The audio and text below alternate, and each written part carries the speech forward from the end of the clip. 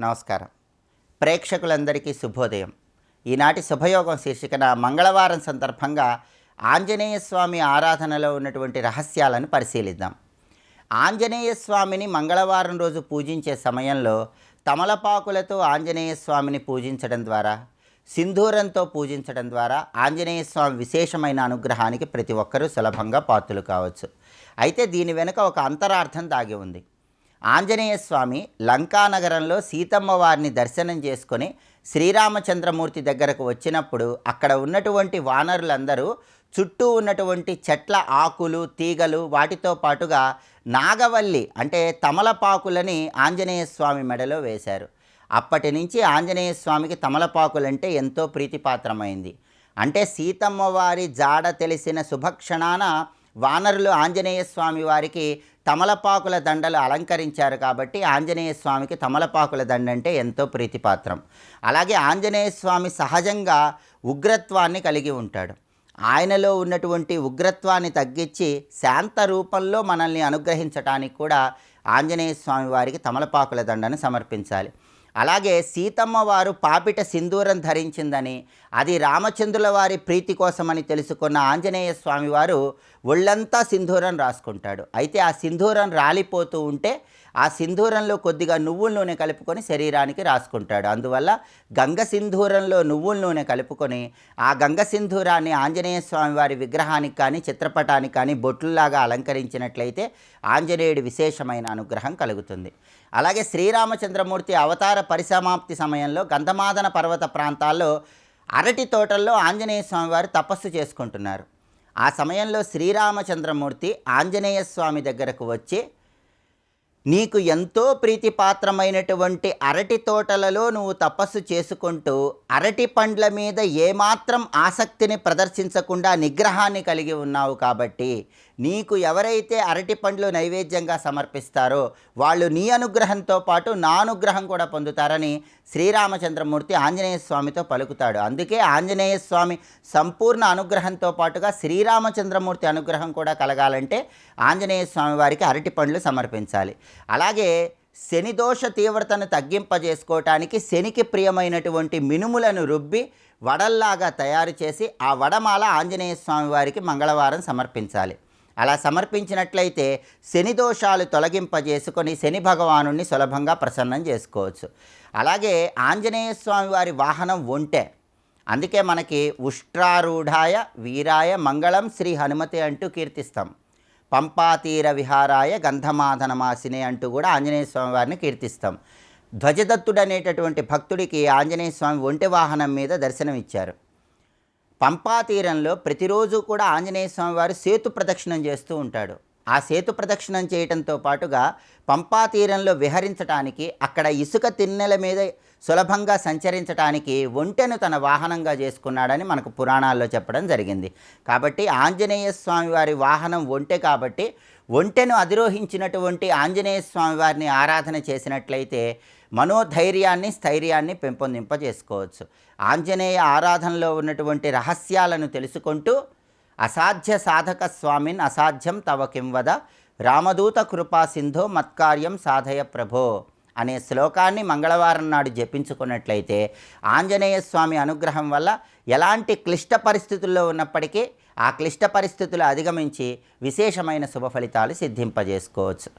రేపటి శుభయోగం శీర్షికన బుధవారంతో కూడిన సంకష్టహర చతుర్థి సందర్భంగా ఎలాంటి విధి విధానాలు పాటించాలో, తద్వారా ఎలాంటి ప్రయోజనాలు సిద్ధింపజేసుకోవచ్చో పరిశీలిద్దాం. నమస్కారం.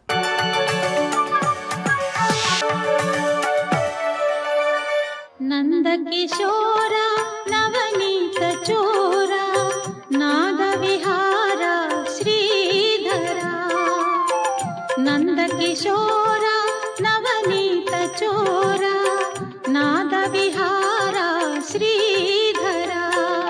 ఈశ్వర అంటే వాడి దేహానికి వాడి ప్రభువే, ఎవడికి వాడే ప్రభు, వాడి దేహానికి వాడి ప్రభు.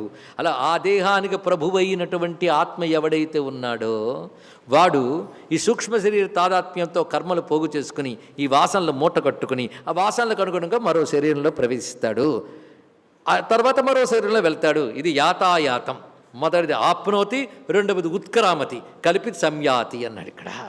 ఇలా ఈశ్వరుడు ప్రయాణం సాగుతూ ఉంటుంది. అని చక్కగా స్థూల శరీర అభిమాన ఇత్యాదులన్నీ తీస్తున్నాడండి మనకి. శ్రోత్రం చక్షు స్పర్శనంచ రసనం ఘ్రాణమేవచ అధిష్టాయ మనశ్చాయం విషయాన్ ఉపసేవతే. భారతీయ తాత్విక చింతన ఎంత గొప్పగా చూడండి. శ్రోత్రం, మళ్ళీ సూక్ష్మేంద్రియాల గురించి వివరణిస్తున్నాడు, మొత్తం ఇంకేమీ లేదు. శ్రోత్రం చక్షు స్పర్శనం రసనం ఘ్రాణం ఎన్నయ్యే. వీటిని తెలుగు చెప్పక్కర్లే, తెలుసు. చెవి, కన్ను, చర్మము. చర్మం అనకుండా స్పర్శనం అన్నాడు చూడండి, సూక్ష్మేంద్రియాలు కదా. మళ్ళీ చర్మం అంటే స్థూలేంద్రియం తీసేసుకుంటాను అందుకు. పైగా రసనం రుచి అన్నాడు, నాలుక అనకుండా, చాలా జాగ్రత్త. ఘ్రాణం వాసన అన్నాడు, ముక్కు అనకుండా. ఆ చెప్పడంలోనే చాలాగా. చక్షు అంటే దర్శన శక్తి అని అర్థం, శ్రోత్రం అంటే వినికిడి చెప్పాడు. ఈ 5 మనశ్చ, 6వది మనశ్చ. అన్నిటికీ చకారాలు పెట్టుకుంటూ వెళ్ళిచండి. శ్రోత్రం చక్షుస్పర్శనంచ రసనం ఘ్రాణమేవచ్చ మనశ్చ. ఇవన్నీ వివరించాడు ఇక్కడ. అంటే పంచేంద్రియాలను, మనస్సును, వీటిని అధిష్టాయ ఆశ్రయించి, అధిష్టాయ అంటే ఆశ్రయించి, అయం, అయం అంటే ఈయన, ఇతడు ఎవరైనా జీవుడు కదా, అంశగానే చూద్దాం. జీవుడు, వీడు ఈశ్వరాంశ అయిన జీవుడు 6 అధిష్ఠించి, అంటే 5 + 1. ఇందులో ప్రధానమేది 6వదే మనశ్చ, అందుకే దాన్ని విడిగా పెట్టాడు ఇక్కడ. అధిష్టాయ మొత్తం 6 అధిష్ఠించి, అయం ఈయన గారు విషయానుపసేవతే, విషయాలను అనుభవిస్తున్నాడు ఆయన అన్నాడు ఇక్కడ. కనుక జీవుడు మనస్సుతో మొదలుకొని 5 సూక్ష్మేంద్రియాలని అధిష్ఠించి వాటి ద్వారా విషయాలు అనుభవిస్తున్నాడు. శ్రోత్రేంద్రియాన్ని అధిష్ఠించి నేను వింటాను అంటున్నాడు.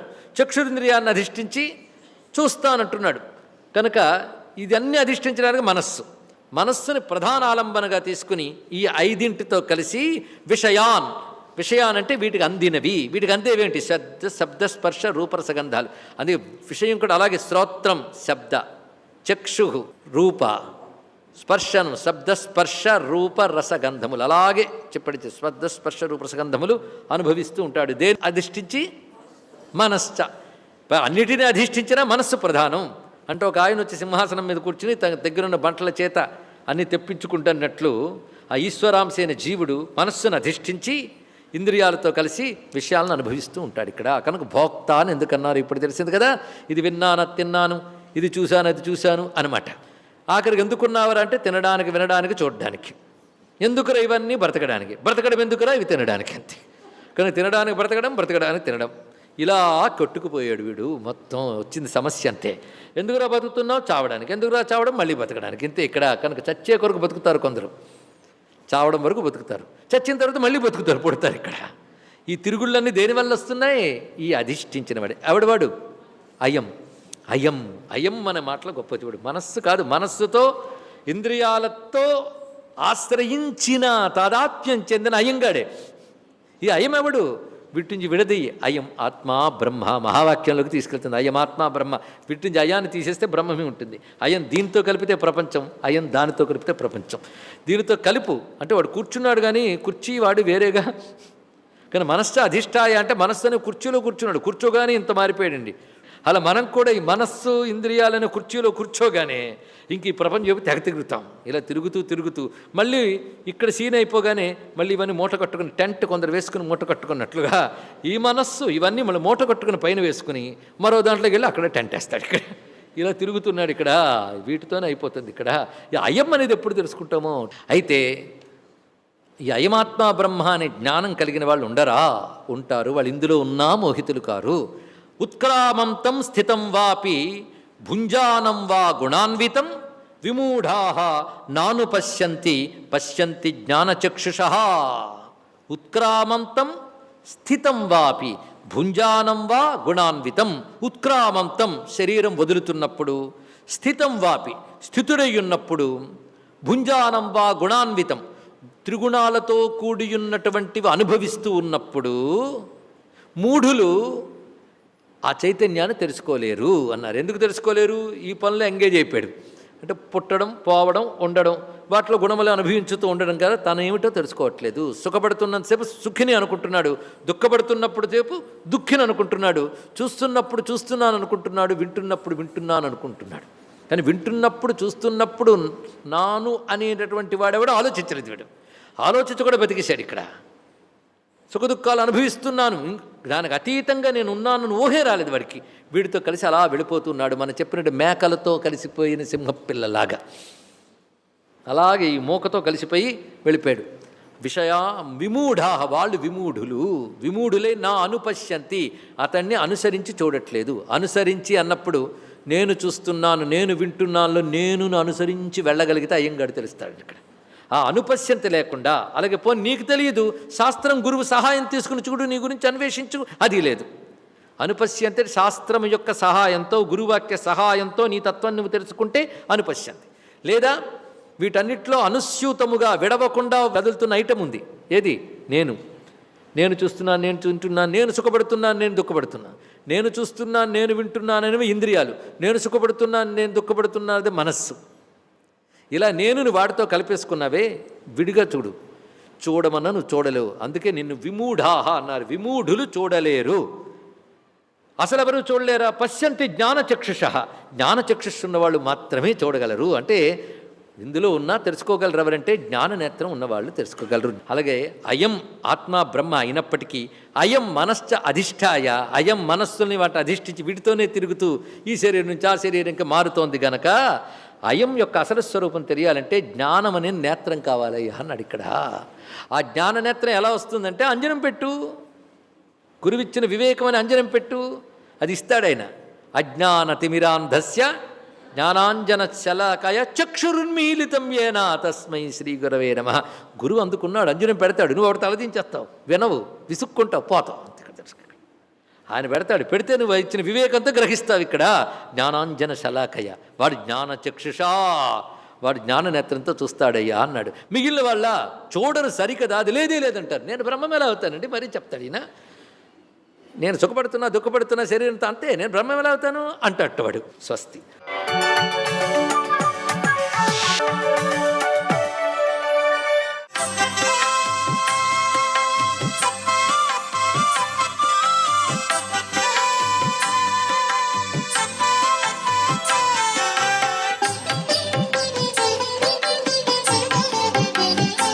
ఓం నమో నారాయణాయ, ఓం నమశివాయ, శ్రీమాత్రే నమః. ఈరోజు మాఘ బహుళ తదియ. ఈనాడు తిలాదానం చేస్తే త్రిజన్మల పాపం కూడాను నాశనం అవుతుంది అంటోంది శాస్త్రం. మాఘమాసంలో చేసే కించిత్తు దానం కూడాను కొన్ని వేల కోట్ల సత్ఫలితాన్ని ప్రసాదిస్తుంది. అందుచేత తిలాదానం చాలా విశిష్టవంతమైందిగా మనకు శాస్త్రాలు తెలియజేస్తున్నాయి. తిలలు అనేటువంటివి నువ్వులు పితృదేవతలకు తర్పణాదులు ఇవ్వటంలోనే కాదు, మనం నిత్యం ఉపయోగించేటువంటి దీపారాధనలో కూడాను తిలా తైలం అనేటువంటిది వినియోగిస్తాం. ఒంటికి కూడాను నువ్వుల నూనె గనక రాసుకొని అభ్యంగర స్నానం ఆచరిస్తే అద్వితీయమైన శక్తి వస్తుంది అని ఆయుర్వేద శాస్త్రం మనకు తెలియజేస్తోంది. శనిగ్రహం పట్టి పీడించేటువంటి వాళ్ళు రోజు కూడాను పాలల్లో కొద్దిగా తిలల్ని వేసుకొని స్వీకరించినట్లయితే శనిగ్రహ దోషం నుంచి బయటపడటానికి ఆస్కారం ఉంటుందని మనకు శాస్త్రంలో చెప్పిన నిగూఢ రహస్యం. అలాగే మనం గనక ఈ యొక్క అరిసెలు, తీపి పదార్థాలు తిలలు వేసి తయారు చేసినవి సునకాలకు గనక పెట్టినట్లయితే శనిగ్రహ దోష ప్రభావం నుంచి మనం బయలుపడటానికి ఆస్కారం ఎక్కువగా ఉంటుంది.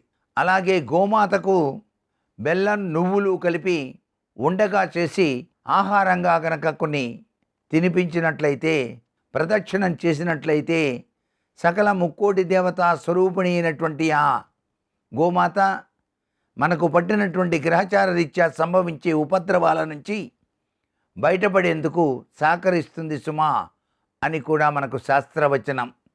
ఇవన్నీ కూడా మానవ జీవితంలో మనం ఎదుర్కొనేటువంటి అనేక ఉపద్రవాల నుంచి రక్షణ కోసం ఉపయోగించేటువంటి అద్వితీయమైనటువంటి విధి విధానాలు.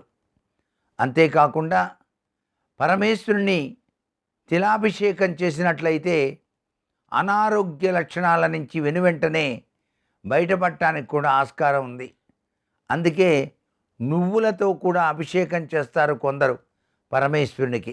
పరమేశ్వరుడికి నువ్వుల నూనెతో అభిషేకం చేసేటువంటి విధి విధానం కొంతమంది పాటిస్తూనే ఉన్నారు నేటికి కూడా. ఇది విపత్కరమైనటువంటి అనారోగ్య లక్షణాలతో బాధపడేటువంటి వారికి వెంటనే నివృత్తి కలగటానికి చేసే ప్రక్రియగా శాస్త్రాలు అభివర్ణిస్తున్నాయన్నమాట. సర్వే జనా సుఖినో భవంతు.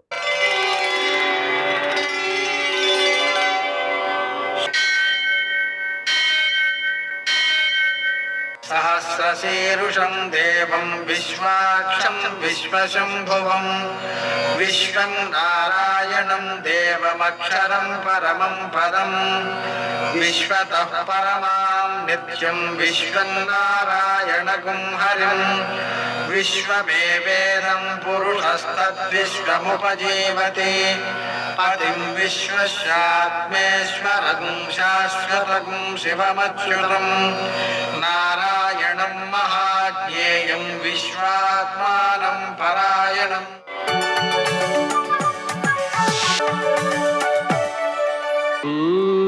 శౌర్యమథేందురింద్రపదవీ సన్మంగళం మంగళం.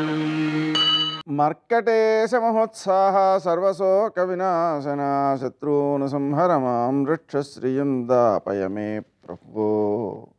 నేటి కాలమాన విశేషాలను గమనిద్దాం. స్వస్తి శ్రీ చాంద్రమాన శోభకృన్నామ సంవత్సరం ఉత్తరాయణం శశిఋతువు మాఘమాసం కృష్ణపక్షం మంగళవారం.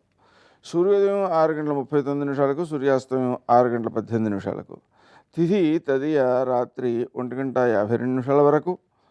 నక్షత్రం హస్త పూర్తిగా ఉంది. వర్జం మధ్యాహ్నం 1:57 నుంచి 3:45 వరకు. దుర్ముహూర్తం ఉదయం 8:59 నుంచి 9:45 వరకు. రాత్రి మరల 11:14 నుంచి 12:04 వరకు. అమృతకాలం రాత్రి 12:46 నుంచి 2:34 వరకు. రాహుకాలం మంగళవారం కాబట్టి మధ్యాహ్నం 3 నుంచి 4:30 వరకు. అష్టకౌర్కరీత్యా శుభప్రదమైన సమయం ఉదయం 9:50. నేటి విశేషం మంగళవారం. అలాగే తదియ కాబట్టి గౌరీదేవికి ప్రీతికరమైనది. మంగళవారం కాబట్టి అప్పు తీర్చడం మంచిది.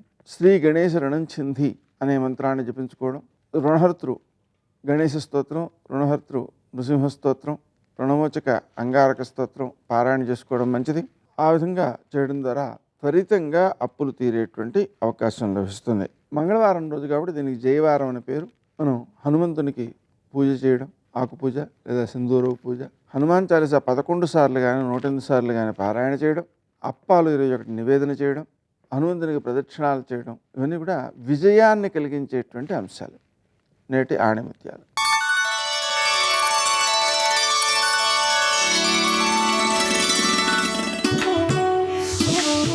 చప్పట్లు కొట్టే చేతులన్నీ భుజం తట్టలేవు, సలహాలు ఇచ్చేవారందరూ సహాయం చేయలేరు.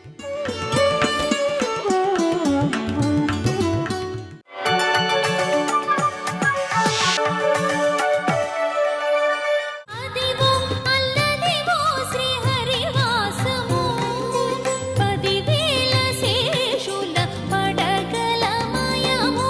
అదివో అల్లదివో శ్రీహరివాసము. రామచంద్రమూర్తి పరశురాముడు ఒకరికి ఒకరు ఎదురుపడ్డారు. రాముడెవరు? విష్ణువాంశ. పరశురాముడెవరు? విష్ణువాంశ. రెండు అవతారాలే. ఒక అవతారం ఒక అవతారానికి ఎదురుపడింది. రామావతారం పరశురాముడి దగ్గర ఉన్న విష్ణు శాపాన్ని తాను అందుకుంది. అంటే ఒకే భగవంతుడు 2 రూపాలతో కలుసుకున్నాడు అనుకోండి, అది ఎంత ఆశ్చర్యకరంగా ఉంటుంది. ఒక వ్యక్తి 2 పాత్రలు పోషించినట్టు ఉంటుంది. ఒకే పరమాత్మ 2 రూపాలుగా వచ్చి ఒకళ్ళతో ఒకళ్ళు కలుసుకుని మాట్లాడుకుంటారు. కానీ రామాయణం బాలకాండలో అలా కొంతసేపు ఉంది. తర్వాత పరశురాముడు దక్షిణ దిక్కుకు వెళ్ళిపోయాడు. తర్వాత మహాభారతం ఆరణ్య పర్వంలో ధర్మరాజు గారికి కనపడతాడు. ఎందుకంటే చిరంజీవి ఇప్పటికీ ఉంటాడు. ఆయన దక్షిణ దిక్కులో ఉన్నటువంటి పర్వతాల మీద ఉంటాడు. కానీ కలియుగం దగ్గరికి వచ్చేటప్పటికి మాత్రం ఒక అద్భుతం జరిగింది. రామావతారం పరశురామావతారం ఎలా కలుసుకున్నాయో అలా వెంకటేశ్వరావతారం ఆదివరాహావతారం కలుసుకున్నాయి. నిజానికి వెంకటాచలాన్ని వరాహక్షేత్రం అంటారు. యుగధర్మము అని ఒకటి ఉంటుంది లోకంలో. యుగధర్మము అంటే ఆ యుగంలో అది ధర్మంగా నడిచిపోతూ ఉంటుంది. అది అవతారానికి కూడా అన్వయం. అది ముందు ఆదివరాహమూర్తి వచ్చారు ఆ కొండ మీదకి, వచ్చి ఆయన నాది అన్నారు. అందుకని కిరిసేన అంటారు. ఆయన చుట్టూ వరాహ సైన్యం నడుస్తూ ఉంటుంది. ఆయన వస్తుంటే ఆ సైన్యం నడుస్తూ ఉంటుంది. మీరు వరాహ పురాణం, స్కంద పురాణం అవి చదివితే అందులో కనపడుతుంది. ఆ అవతారం ఒక అద్భుతమైనటువంటి అవతారం. ఆయన తన ముట్టితోటి పైకెత్తాడు భూమినంతటిని సముద్ర జలాల్లోంచి. ఆ పైకెత్తినటువంటి కారణం చేత ఈ లోకమంతా ఇవాళ ఇలా నిలబడగలిగింది. అయితే లీలాశుకుడు కృష్ణకర్ణామృతంలో ఒక అద్భుతమైనటువంటి మాట అంటాడు. చిన్ని కృష్ణుడిగా వస్తే యశోద దోషిళ్లతో నీళ్లు తీసిపోస్తే స్నానానికి సరిపోయి, అదే ఆదివరాహమూర్తిగా వచ్చి సముద్రంలోకి దిగాడు. యద్రోమరంధ్ర పరిపూర్తి విధావదక్షౌ, ఆ సముద్రం అంతా కూడా ఆయన రోమకూపాల్లోకి సరిపోలేదు, ఎండిపోయింది, పూర్తిగా తడవలేదు. ఆయన సముద్రంలోంచి లేచి ఇలా అన్నాడు, విదిలిస్తే ఆ రోమముల మించి పైకి చల్లబడిన నీటిని బ్రహ్మాదులు తలలు ఉంచి తీర్థంగా చల్లించుకున్నారు. అంటే ఆయనే ఆదివరాహమూర్తిగా వచ్చి సముద్రంలోకి దిగితే ఆ నీళ్ళు ఆయన రోమకూపాల్లోకి చాలవు. ఆయనే చిన్ని కృష్ణుడిగా వస్తే యశోద దోషిళ్లతో తీసిపోసిన నీళ్లతో స్నానం అయిపోయింది. ఏం పరమాత్మ, ఏమైనా చేయగలడు. అందుకే వెంకటేశ్వర అవతారం కన్నా ముందు ఆ కొండ మీదకు వచ్చినటువంటి అవతారం ఆదివరాహమూర్తి యొక్క అవతారం. తర్వాత శ్రీ వెంకటేశ్వరుడు వచ్చి తింత్రిణీ వృక్షం యొక్క పెద్ద పుట్టలో ఉండేవారు. ఓ చింత చెట్టు కింద, నీడ తిరగని చింత చెట్టు అనేవారు దాన్ని. అది సూర్యుడు ఎటు తిరిగినా నీడగా ఉండేది. ఆ చెట్టు కింద ఉన్నటువంటి పుట్టలో ఉండేవారు. ఆ ఉంటున్నప్పుడు ఒకసారి ఆయన వెంకటాచలంలో తిరుగుతూ ఉండగా అవతల వైపు నుంచి ఆదివరాహమూర్తి వస్తున్నారు, యువతల నుంచి వెంకటేశ్వర స్వామి వారు ఎడుతున్నారు. వెంకటేశ్వర స్వామి వారు ఒక్కరుగా వెడుతున్నారు, ఆదివరాహమూర్తి సైన్యంతో వస్తున్నారు. ఆయన అలా చెట్టు పక్కకి తప్పుకున్నారు వెంకటేశ్వర స్వామి. ఆయన సైన్యం ఇక్కడ ఎవరితో జాడ కనపడిందని వెతికారు, ఎవరో ఉన్నారు చుట్టు చాటున. అంటే ఆదివరాహమూర్తి వెళ్ళారు. దేవతలు పుష్పవృష్టి కురిపించారు. ఎందుకని? ఒక దీపంలో 2 ఒత్తులేసి వెలిగిస్తే చాలా అందంగా ఉంటుంది, 3 ఒత్తులేస్తే ఇంకా బాగుంటుంది, 5 ఒత్తులేస్తే ఇంకా బాగుంటుంది. దీపం తత్వత ఒకటే, ఏ ఒత్తి వెలిగినా. కానీ అన్ని ఒత్తులు వెలిగితే దీపం అందంగా ఉన్నట్టు ఒక్క కొండ మీద ఒక్క పరమేశ్వరుడు 2 రూపాలతో కలుసుకుంటే దేవతలు పొంగిపోయి అప్సరోగణం నాట్యం చేసి పుష్పవృష్టి కురిపించారు. ఒక్క పరమాత్మ 2 రూపాలతో మాట్లాడుకుంటున్నాడు అన్నారు. అయితే ధర్మం ధర్మమే, యుగధర్మం అంటారు. యుగధర్మం పాటించాలి. అందుకని వెంకటేశ్వరావతారం అంది, స్వామి అందరికన్నా మీరు ముందొచ్చారట ఈ కొండ మీదకి. ఈ కొండంతా మీదిట. కలియుగంలో ప్రజల్ని ఉద్ధరించడానికి నేను వచ్చాను. కాబట్టి నాకు కొంత స్థలం ఇవ్వండి ఈ కొండ మీద, నేను కూడా ఉంటాను. మీరు ఎక్కడిస్తే అక్కడ ఉంటాను, నాకు కొంత స్థలం ఇవ్వండి అన్నారు. అంటే ఆదివరాహమూర్తి అన్నారు, అలా ఇవ్వడం కుదరదు. ఈ యుగంలో ఒక ధర్మం ఉంది, స్థలం మౌల్యేన గృహ్యతాం. కావాలంటే అందరికీ గజం 1000 రూపాయలకి ఇస్తే మీకు 200కి ఇస్తాను, అంతేకాని అసలు ఉత్తినే ఇవ్వడం కుదరదు. కాబట్టి ఎంతో కొంత ఇవ్వండి. స్థలం మౌల్యేన గృహ్యతాం, డబ్బు ఇవ్వండి, స్థలం ఇస్తానన్నారు ఆదివరాహమూర్తి. ఎవరెవరికి? నా కుడి జేబులోంచి తీసి ఎడం జేబులో పెట్టుకున్నట్టు. కానీ యుగధర్మాన్ని చూపించారు, అది చమత్కారం. అంటే వెంకటేశ్వర స్వామి అన్నారు, లక్ష్మి కొల్హాపురం వెళ్ళిపోయింది భృగువు తన్నాడని. కాబట్టి ఇప్పుడు ఇవ్వడానికి ఏం లేదు, కాబట్టి ఒక వరం ఇస్తాను, దాన్ని మీరు స్వీకరించి నాకు స్థలం ఇవ్వండి. అంటే గిఫ్ట్ డీడ్ రైడ్ ఉంది ఆ రోజుల్లోనే. ఆప్యాయత చేతనో, ప్రేమ చేతనో, పసుపు కుంకాలగానో, స్త్రీధనంగానో, ఆప్యాయత కారణం చూపించో బహుమతిగా ఇవ్వడం అనేటటువంటిది ఉందన్నమాట. అందుకని నేను మీకు ఇస్తాను, మీరు నాకేం ఇస్తారైతే అన్నారు. ప్రథమం దర్శనం చాస్యాత్ నైవేద్యం క్షీరసేచనం ఇదమేవ వరం ద్రవ్యం దదామి కరుణానిధే అన్నారు వెంకటేశ్వరుడు. సర్వం శ్రీ ఉమామహేశ్వర పరబ్రహ్మార్పణమస్తు. స్వస్తి.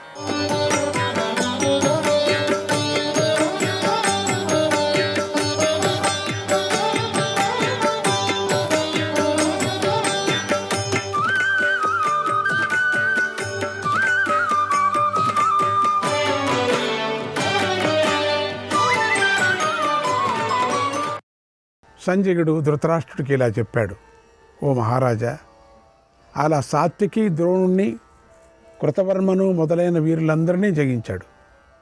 చిరునవ్వు నవ్వుతూ సారథితో ఇలా అన్నాడు: నిమిత్తమాత్రం వయమద్యసూత, నిమిత్తమాత్రం వయమద్యసూత, దగ్ధారహ్య కేశవ పాల్గుణాభ్యాం హతాన్నిఘన్మేక నరర్షభేణ వయం సురేశాత్మ సముద్భవేన, వయం సురేశాత్మ సముద్భవేన. ఓ సూత, మనము నిమిత్త మాత్రం. నిజానికి కృష్ణార్జునులే శత్రువులను చంపారు. ఇంద్రుడి కొడుకు నరశ్రేష్ఠుడైన అర్జునుడు చంపిన వారినే మనం చంపాము. ఇందులో మన గొప్పేమీ లేదు అంటూ నీ సేనపై బాణాలను కురిపించాడు. వేగంగా కౌరవ సేనపైకి దాడి చేశాడు.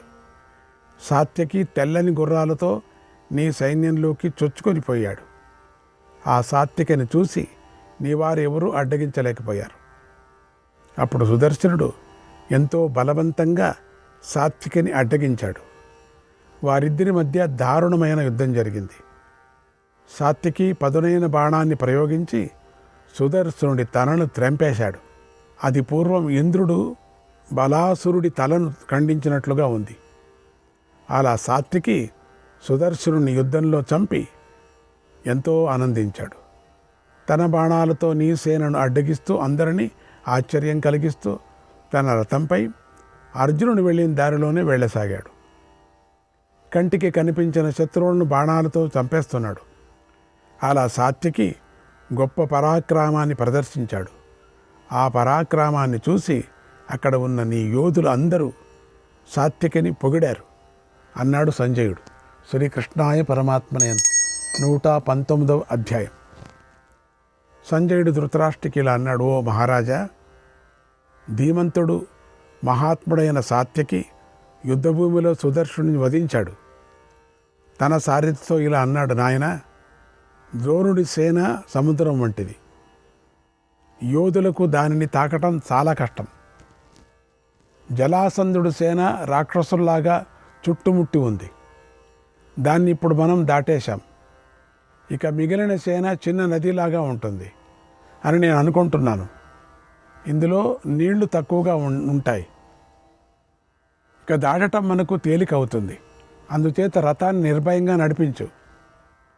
ద్రోణుణ్ణి ఓడించిన తర్వాతే ఇప్పుడు అర్జునుడు మన దగ్గరకు వచ్చినట్టుగా భావిస్తున్నాను. అదిగో హార్దిక్యుడు. ఇతన్ని కూడా ఓడించిన తర్వాత మనం అర్జునుడికి ఇంకా దగ్గరైపోతాం. ఈ సముద్రంలో ఇంత సైన్యాన్ని చూసినా నాకు భయం కలగటం లేదు. అర్జునుడు ఇంతకుముందు వెళ్ళిన ఆ దారిని చూడు. పడిపోయిన కాలుబలం, గుర్రాలు, రథాలు, ఏనుగులు సమూహాలతో ఆ ప్రాంతమంతా నిండి ఉంది. అదే దారి. కంగారు పడద్దు. దారి కోసరం కంగారు పడద్దు. అర్జునుడే చంపింటాడు అనే విధంగా ఉన్న అర్జునుడి బాణాలు కనపడుతున్నా చూడు. అందుకని అటే వెళ్ళు. ఓ సారథి, ఆ మహాత్ముడు చెదరగొట్టిన సేన అటు ఇటు పరిగెత్తింది కనుక కృష్ణుడు సారథి అయిన అర్జునుడు మనకు దగ్గరలోనే ఉన్నాడని నేను భావిస్తున్నాను. దారిలో పడ్డాం మనం. ఇప్పుడు నా ఎదుట కనిపిస్తున్నటువంటి ఈ కారణాలను చూస్తూ ఉంటే అర్జునుడు సూర్యుడు అస్తమించే లోపలే సైంధవుణ్ణి వధిస్తాడని నాకు గట్టి నమ్మకం కలుగుతుంది. మెల్లమెల్లగా గుర్రాలను సేదతీరే అవకాశం ఇస్తూ నడుపు. దుర్యోధనుడు మొదలైన వారి సేనలు ఉన్న చోటకి రథాన్ని తీసుకొని వెళ్ళు అన్నాడు. అప్పుడు సూతుడు ఇలా అన్నాడు: ఓ సత్యవిక్రమ, కోపించిన ఆ పరశురాముడే నీ ఎదుట నిలబడినా నాకు కంగారు ఉండదు. ఓ మహాభుజ, నేను నిన్ను ఆశ్రయించున్నాను కనుక ద్రోణుడు, కృపుడు, శల్యుడు నీ ఎదుట నిలబడినా నేను కంగారు పడను, నేను భయపడను. నువ్వు ఇంతకుముందే ఎందరినో సులభంగా యుద్ధంలో జయించావు. ఇప్పుడు యుద్ధాన్ని కోరుకుంటూ క్రూర కర్మలు చేసే కాంబోజులను, యువలను చంపుతావు. శకులను, కిరాతకులను, దరదులను, బర్బరులను ఓడించావు. తామ్రలిప్తులను, వివిధ ఆయుధాలు ధరించిన ఇతర మ్లేచ్ఛలను ఎందరినో ఓడించావు, వధించావు. ఆ సమయంలో ఎప్పుడూ నాకు ఆశ్చర్యం కలగలేదు. ఇక ఈ రణభూమి ఎంత, నీకిది ఆవుగిట్ట వంటిది, ఎంతో సులువైనది, ఇక భయపడవలసింది ఏమీ లేదు. ఇప్పుడు ఏ దారిలో అర్జునుడి దగ్గరికి వెళ్ళాలో చెప్పు అన్నాడు సారథి. అప్పుడు సాత్యకి ఇలా అన్నాడు, ఓ సారథి, ఇంద్రుడు దానవులను వధించినట్లుగా తలలను గొరిగించుకొని ఉన్న ఈ కాంబోజనులను ఈరోజే వధిస్తాను. నా ప్రతిజ్ఞను పూర్తి చేసుకుంటూ వీళ్ళంతా తలగొరిగారు చూడు, ఎన్ని గుండ్లున్నాయి, వేల కొద్ది గుండ్లు, ఏమీ కనపడటం లేదు, అన్ని రాళ్ళు రప్పల్లాగా కనపడుతున్నారు చూడు. నన్ను వారి వద్దకే నడిపించు. ఈరోజు వారితోనే యుద్ధం చేసి నా ప్రియ గురువైన అర్జునుడి వద్దకు వెళతాను. ఈ రోజున దుర్యోధనుడితో సహా ఈ కౌరవులందరూ నా శౌర్యాన్ని బలాన్ని చూస్తారు. ఓ సారథి, ఈ రోజున పాండవులపై నాకున్న భక్తిని స్నేహాన్ని ప్రదర్శిస్తాను. కౌరవులు నా బలాన్ని నా పరాక్రమాన్ని కృతజ్ఞతను తెలుసుకుంటారన్నాడు. అప్పుడు సారథి గుర్రాలను వేగంగా నడిపించాడు. మనోవేగ వాయువేగాలతో ఆ గుర్రాలు ముందుకు పరిగెత్తాయి. అవి సాత్యకిని యవనుల వద్దకు తీసుకొని వెళ్ళాయి. వారు వెంటనే సాత్యకిని చూసి బాణవర్షాన్ని కురిపించాడు. సాత్యకి పదునైన బాణాలతో వారి అస్త్రాలను ముక్కలు ముక్కలు చేశాడు. అసలు వారి బాణాలను సాత్యకి దగ్గరకు చేరనే లేదు. వెంటనే సాత్యకి తన బాణాలు ప్రయోగించి యవనుల శిరస్సులను అన్ని గుండుల్లో వెళ్ళి దక్కుంటున్నాయి బాణాలు, వాళ్ళంతా ఖండించేశాడు. ఇలా సాత్యకి చేతిలో 100 మంది మ్లేచ్చులు, చాలా చెడ్డవాళ్ళు, వీళ్ళే రాక్షసులు, రణభూమిలో ప్రాణాలు కోల్పోయారు. అక్కడ సాత్యకి విడిచిపెట్టిన బాణాలు నిరంతరంగా వెలువడ్డాయి. 5, 6, 7, 8 మంది యవనులను నేల కూల్పాయి. అలాగే సాత్యకి బాణాలతో వేల కొద్దీ కాంబోజులను, వాళ్ళు చాలా చెడ్డవాళ్ళు, శకులను, శబరులను, వీళ్ళంతా ఒకే చోట చేరుకున్నారు. రాక్షసులు, కింపురుషులు అంటారు వీళ్ళంతా కిరాతకులు, బర్బురులను వధించాడు. వాళ్ళందరినీ వధించాడు. నీ సేనను నాశనం చేస్తూ రణభూమిని మాంసంతోనూ, వాళ్ళు చేస్తారు అట్లనే మాంసంతోనూ నెట్టితోనూ ఏర్పరిచినట్టు బురదలో నింపేశాడు. ఆదస్యుల అంటే దొంగల, వీళ్ళంత దొంగలు, తలలపై వెంట్రుకలు లేవు వీళ్లకు, పొడవైన గడ్డాలు మాత్రం ఉన్నాయి చూడండి, విచిత్రం. తలపాగాలు ఉన్నాయి కొంతమందికి, వాటితో కూడిన ఆ తలలు నేల కూలిపోయాయి. అప్పుడు అది రెక్కలు లేని పక్షులతో నిండినట్టుగా ఉందట. కొందరు యవనులు మాత్రమే మిగిలారు. వారు తమ ప్రాణాలు నిలుపుకొని ఇబ్బందితో పడ్డారు. అలా సాత్వికి యవనులందరినీ ఒకటే పారి చేయించాడు. వాళ్ళు మాటిమాటికి బయటకు వచ్చేది వాళ్ళందరినీ చంపేశారు. వారు తమ గుర్రాలను తమ మడమలతోనూ కొరడాలతోనూ కొడుతూ ఎంతో భయంతో అన్ని వైపులకు పారిపోయారు. వాళ్ళంతా పాపం వాళ్ళు పరిగెత్తారు. అలా జయించరాని కాంబోజ సైన్యాన్ని యవన మహాసేనను సాత్వికి జయించాడు. ఆ తర్వాత నీ సేనలోకి ప్రవేశించి సారథితో ముందుకు పద అని ఆజ్ఞాపించాడు. గతంలో ఇలా ఎవరూ ప్రదర్శించని శౌర్యాన్ని సాత్వికి ప్రదర్శించాడు. దాన్ని చూసి చారణులు, గంధర్వులు ఎంతో మెచ్చుకున్నారు. నీ సేనలు కూడా అర్జునుడిని వెనక నుండి రక్షిస్తూ వెళుతున్నటువంటి ఆ సాత్వికని చూసి మెచ్చుకున్నాయి అన్నాడు. నీ సేనలే మెచ్చుకున్నాయి అన్నాడు సంజయుడు. శ్రీకృష్ణాయ పరమాత్మనే నమః. 120వ అధ్యాయం. సంజయుడు ధృతరాష్ట్రుడికి ఇలా చెప్పాడు, ఓ మహారాజా, సాత్యకి యవన కాంబోజులను జయించాడు. తర్వాత నీ సేన నుంచి వెళ్ళి అర్జునుడి వద్దకు చేరాడు. పులిజింకను భయపెట్టినట్లుగా నీ సేనను చెదరగొట్టాడు, భయపెట్టాడు. తన రథంపై వివిధ మార్గాలలో సంచరించాడు. ఆ సాత్వికిని నీ వారు చూసి ఆకలిగా ఉన్న పులుల్లాగా అతడిపైకి దాడి చేశారు. సాత్వికి అప్పటికే ద్రోణసేనను దాటాడు, కాంబోజ సేనను కూడా దాటాడు, జలసంధుడు అనేటువంటి సముద్రాన్ని దాటాడు, కృతవర్మ అనేటువంటి ముసలిపట్టు నుండి బయటపడ్డాడు, సైన్యసాగరాన్ని లంఘించి వచ్చాడు. అటువంటి సాత్యకిని నీ రతికులు తీవ్రమైన కోపంతో చుట్టుముట్టారు. ఇంతలో దుర్యోధనుడు, చిత్రసేనుడు, దుశ్శాసనుడు, వివిశంతి, శకుని, దుస్సహుడు, యువకుడు, దుర్దర్శనుడు, క్రతుడు మొదలైన ఎందరో శూరులు ఆయుధాలు పట్టుకొని సాత్వికని చుట్టుముట్టారు, సాత్వికపై దాడి చేశారు, అంటే రక్షిస్తున్నారు సైంధవుణ్ణి. అప్పుడు నీ సేనలో మహాకోలాహలం ఏర్పడింది. కానీ సైంధవుడు ఎక్కడా కనపడటం లేదు. సాత్యకి తన వెంట పడుతున్నటువంటి నీ వారిని అందరినీ చూశాడు. అప్పుడు నీ సైనికులు యుద్ధం చేయాలనేటువంటి కోరికతో వేగంగా సాత్యకి మీదకి వచ్చారు. పరిగెత్తండి, చంపండి, నిలవండి, చూడండి అంటూ నీ వారు అరుస్తూ ఉన్నారు. అప్పుడు సాత్యకి పదునైన బాణాలను ప్రయోగించి 300 గుర్రాలను వధించాడు, 400 ఏనుగులను చంపాడు. అప్పుడు నీ వారిని సాత్యకి మధ్య దేవాసుర సంగ్రామంలాగా భీకరమైన యుద్ధం జరిగింది. ఆ యుద్ధంలో ఎంతో జన వినాశనం జరిగింది. ఓ మహారాజా, అక్కడ ఒక మహా ఆశ్చర్యాన్ని కలిగించే సన్నివేశం జరిగింది. దాన్ని నేను చూశాను. అదేమిటంటే సాత్యకి బాణాలలో ఒక్క బాణం కూడా వ్యర్థం కాలేదు. నీ సేనను సాత్యకి బాణాలతో అన్ని వైపుల నుండి వధిస్తున్నాడు. అప్పుడు సైనికులు, ఏనుగులు, గుర్రాలకు ఎటు వెళ్ళాలో తోచలేదు, పరిగెత్తుతున్నాయి. నీ సేన అక్కడికక్కడే తిరిగి సాగింది. అప్పుడు దుర్యోధనుడు 3 బాణాలను ప్రయోగించి సాత్యకి రథసారథిని గాయపరిచాడు. పదునైన 4 బాణాలతో సాత్యకి యొక్క 4 గుర్రాలను గాయపరిచాడు. తర్వాత 3 బాణాలతో మళ్ళీ 8 బాణాలతో సాత్యకిని గాయపరిచాడు.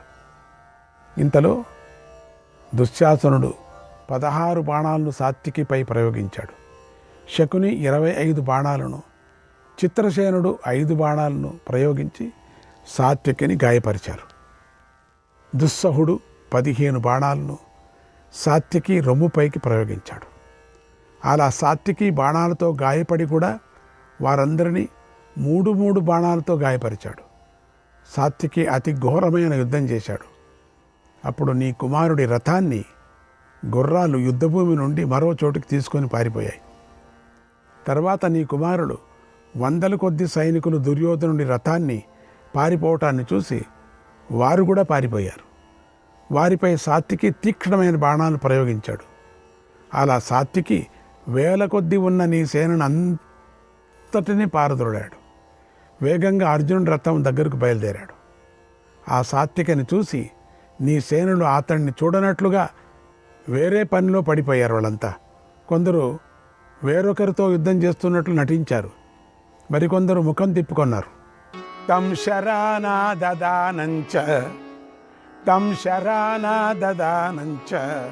రక్షమాణంచ సారథిం ఆత్మానం పాలయానంచ తావకాగ సమపూజయన్.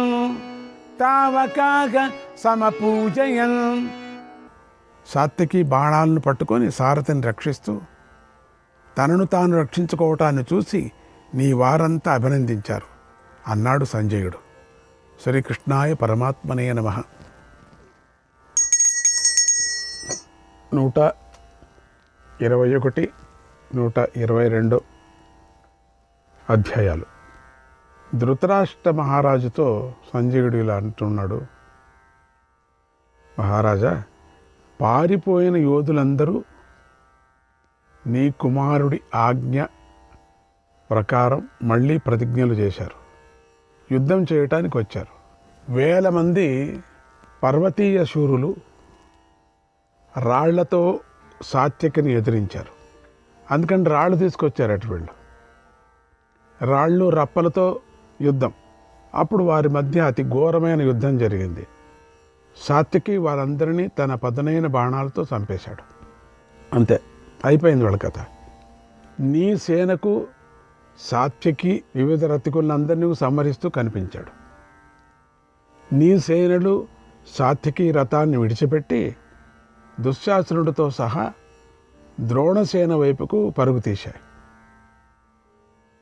ద్రోణుని రక్షించుకోవటానికి. అప్పుడు ద్రోణుడు తన సమీపంలోనే తిరుగుతున్న దుశ్శాసనుడి రథాన్ని చూసి అతనికి ధైర్యం నింపి మళ్ళీ యుద్ధానికి పంపాడు. ఇట్లా 1000 మాదిరి 1000 కొద్ది జరుగుతూనే ఉందిలేమో, పరిగెత్తిపోవటం మళ్ళీ రావటం. ఇట్లా ఉంటే ఎక్కడండి యుద్ధం అయిపోయేది? ఇది ఎప్పటికీ కాదు. దుశ్శాసనుడు మ్లేచ్ఛసేనతో కలిసి రణభూమిలో సాత్వికిని సమీపించి యుద్ధానికి సిద్ధమయ్యాడు. తర్వాత ద్రోణుడు కోపించి పాంచాలురుపైన పాండవులపైన దాడి చేశాడు. ద్రోణుని పాంచాల రాకుమారుడైన వీరకేతు ఎదిరించాడు. ద్రోణుడు సూర్యుడితో సమానమైనది, అగ్నితో సమానమైనది ఆయన ఒక బాణాన్ని సంధించి వీరకేతుడిపైకి ప్రయోగించాడు. ఆ బాణం వెలిగిపోతూ పాంచాల రాకుమారుడైన వీరకేతువును చీల్చివేసింది. రక్తంతో తడిసి నేలకూలింది.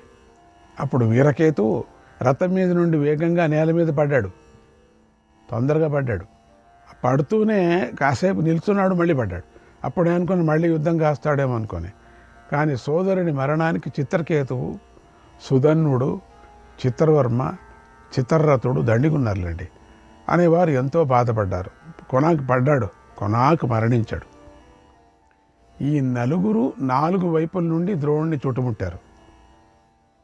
వారు వర్షాకాలంలోని మేఘాలలాగా బాణవర్షం కురిపిస్తూ ద్రోణుడితో పోరాడారు.